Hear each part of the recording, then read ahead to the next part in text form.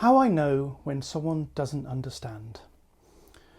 I once explained to a friend that I knew they didn't understand. I said to my friend, imagine you get a phone call from me at 1:30 in the morning, and I explain that I've just got off the train at the station near where we live. It's a train station in the middle of nowhere. I say I got back to my car and it's been vandalised. It doesn't start. I've tried to call for a taxi and nobody is picking up. So when I was explaining this story to my friend, I said to them, what would you do? They replied, I would come and pick you up.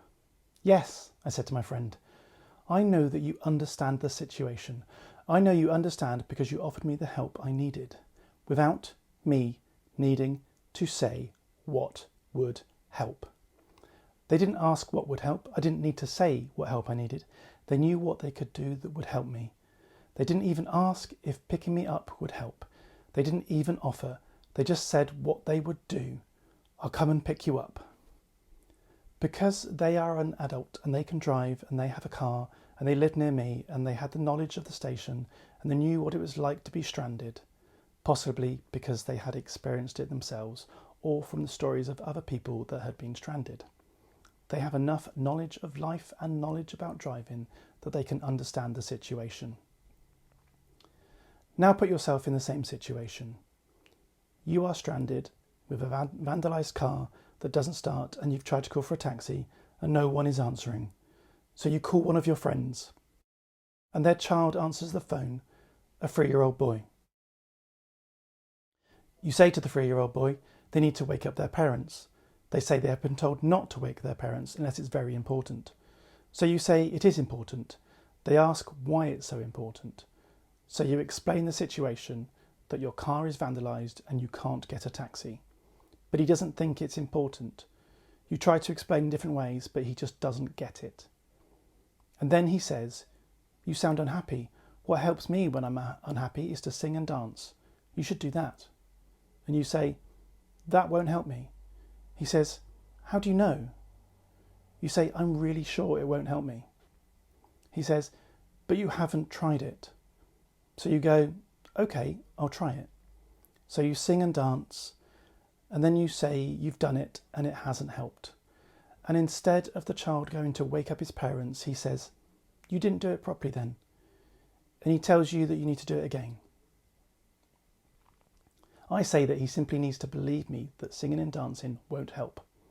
But the 3-year-old boy is being very stubborn and he won't wake up his parents. So you hang up. You know there's no point in talking to him.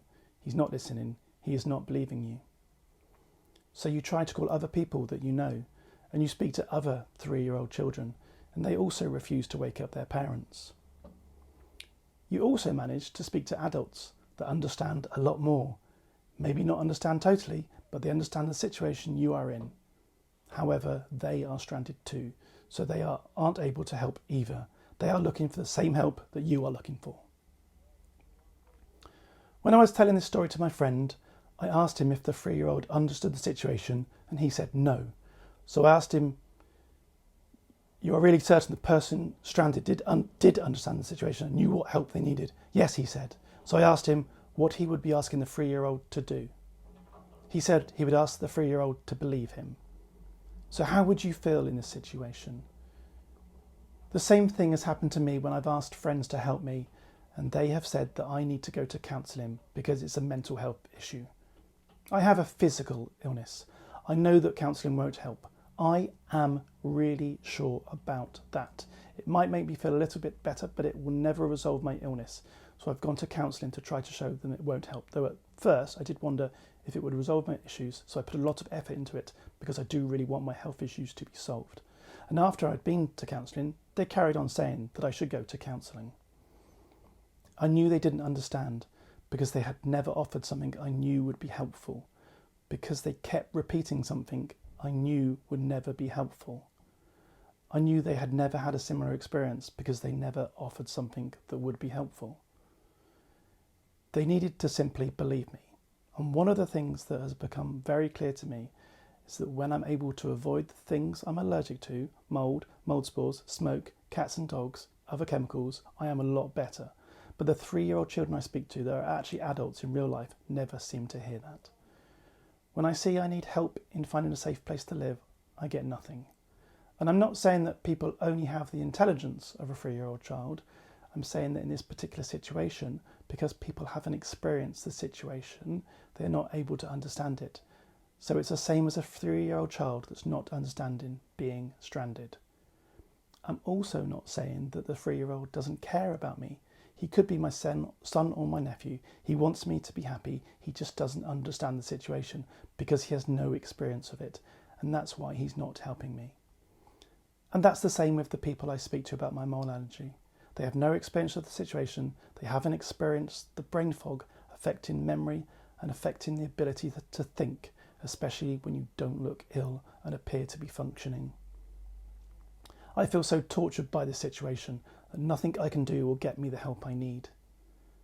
There's extra torture, and that you can see others being driven around and they are living an enjoyable life, but for some reason they can't see you, that you aren't able to do the same thing.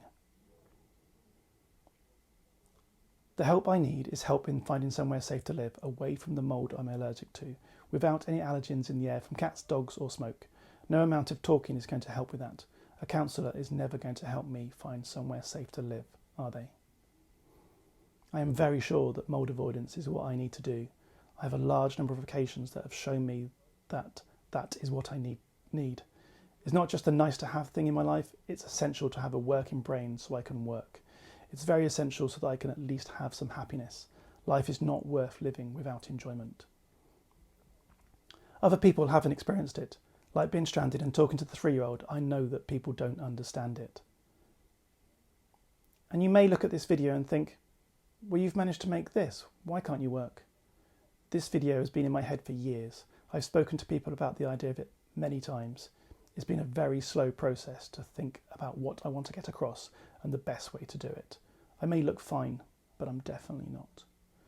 So if you want to help me, ask yourself this before offering help. Does the help you're offering help me to find a safe place to live that definitely doesn't have mould? If it doesn't, then please never offer that help. The main message of this video is if you have a friend that is asking you to believe them, if you really are their friend, you will. Believe your friends.